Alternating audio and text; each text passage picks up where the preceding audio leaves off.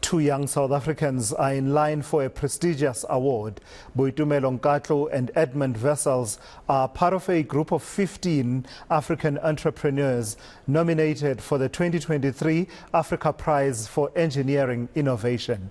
The awards were founded by the Royal Academy of Engineering in London. Nkatlo has been nominated for his technology that treats acid mine drainage using industrial waste to recycle contaminated water for human consumption. Wessels, on the other hand, has designed a portable device enabling gynecologists to diagnose and treat uterine health issues without anesthetic. Both of them join me now from London, where they are currently in training ahead of the awards ceremony. Good afternoon, and I've got to thank you for your time and making time to speak to me. Boitumelo, let me start with you. Just tell me a little bit about this project, and I'll ask you the same question, Edmund. Just the work that led to you being one of the people nominated for this Royal Award for Engineering. Thank you, Tula. As rightfully said, my name is Boitumelo Nkatlo. I'm currently in London at the Royal Academy. We are treating, I'm a founding director of eNCA Solutions, and it's a company which is based in South Africa, focusing on water treatment, specifically looking into acid mine drainage. We have developed a technology, and we use a waste material in order to treat acid mine drainage into drinking stage.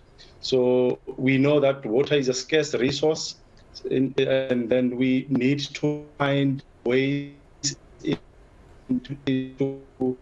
complementing what we currently have, as we know that water is life, and the depletion rate is currently at an alarming stage. So this is one way of sourcing water in order to increase the capacity that we have. We know that we've been having quite a number of restrictions throughout South Africa. Yeah, Boitumelo, we seem to be battling a little bit with your line. I don't know if there's anything that we can do and perhaps try and get you back on a better line. But in the meantime, let me speak to you, Edmund. So tell me about the work that you do. This is about helping gynecologists in responding to a specific question in the gestation period. Just tell me a little bit about that project. Yes, certainly. And just to give you a background, I'm from UCT MedTech. It's a research group specifically focused on developing medical technologies for the African landscape. And we were actually approached by a gynecologist originally who came to us with this need to be able to perform procedures normally done in the operating room that requires a lot of additional equipment to be able to do this procedure in any setting, be it in a rural clinic, be it in office. And that's what led me on this path. And I worked in my lab and developed Flexigen, which is essentially a mobile hysteroscopy system. That's what they call the device used to do these uterine diagnosis and treatments. And we've been working for a couple of years now. And with the support and funding we received, we've actually reached a stage now where we were nominated, to participate in the Africa Prize for Engineering Innovation, which has led us to this point, which we're incredibly grateful for. Yeah. And so, like you say, yes. Yeah, go ahead. You're saying, like I said? And like you said, this is the device used by gynecologists to primarily treat conditions in the uterus and screen for things such as cancer, treat conditions of abnormal uterine bleeding. And it's essentially one of the gold standard used for diagnosing, treating conditions in the uterus. Yeah. And what does your nomination for the Royal Prize for Engineering represent in terms of a culture of engineering? Not being in the field of engineering myself, I've always had the observation from outside, just looking at it and saying, there seems to be a culture that develops within a country of engineering. The more you undertake innovation and it goes from being just a mere idea to lab stage to being scalable and even becoming global, it creates a culture. And in my own thinking about it as a layman, Edmund, I always think of countries like South Korea, Germany, and say that, there's always someone trying to innovate and come up with something which encourages other people in the same field to diversify their thinking. Am I correct in thinking that that your nomination, the both of you, for this prize falls along those lines of an engineering culture within South Africa? It's exactly that, and this Africa Prize for Engineering Innovation is just a validation of what actually is happening, and not just in South Africa, but the rest of Africa. It's just essentially letting the world know that they shouldn't underestimate us as a center of innovation as well. There's so many amazing projects being worked on.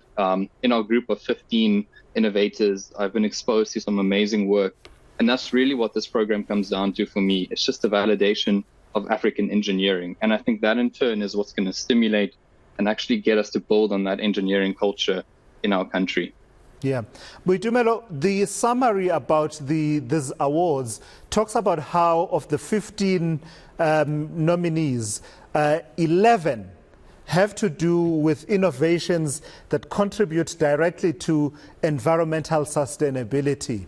And yours also falls within that line and scheme. If you talk about environmental sustainability as well as the strategic development goals of the United Nations, is that for you where the crux of the matter is, in as far as engineering innovation is concerned, that it's got to be responding to the challenges of the now? You are 100% correct, Tula Sizwe. It responds to the United Nations Sustainable Development Goal, which is goal number 6, in us providing water and sanitation for our people. So we are looking into this so that we can be able to have more water, and so that it can also even reach the low-income communities, because we know that water is life, and then once we all have water, it is also a basic need. So once we all have this, we are in a position that we can even grow our own gardens and use water wisely. And just if I stick with you for a moment, Boitumelo, acid mine drainage. Recently, we've been talking about the closure of mines and management of mines after they've been closed. There's a whole debate, that's been going on, fueled in part with the recent events of illegal mining activity, etc., etc. If you look at the issue of acid mine drainage, and I'm sure you've probably looked into it, how much of a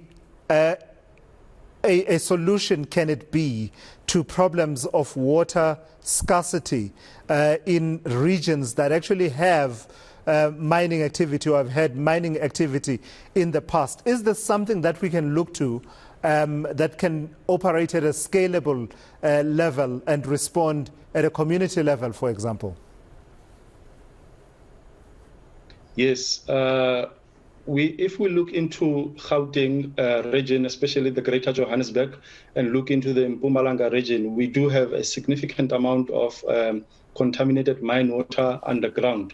So we're looking into millions and millions of liters. So if this can be treated at a cheaper rate, and then it will be able to complement what we are running short of, which is the amount of drinking water that we do have.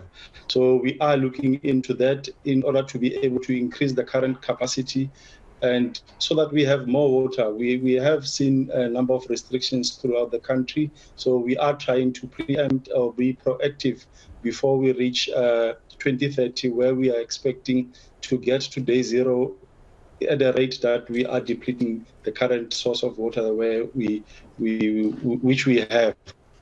Yeah. All right. I've got to thank you, the both of you, Boitumelo Nkatlo and Edmund Wessels, the two of the 15 nominees for the Royal Engineering Africa Prize for Engineering Innovation, and that will be awarded in 2023 there. And they've been sharing just some insights on the projects that they are involved in that have led to their nomination.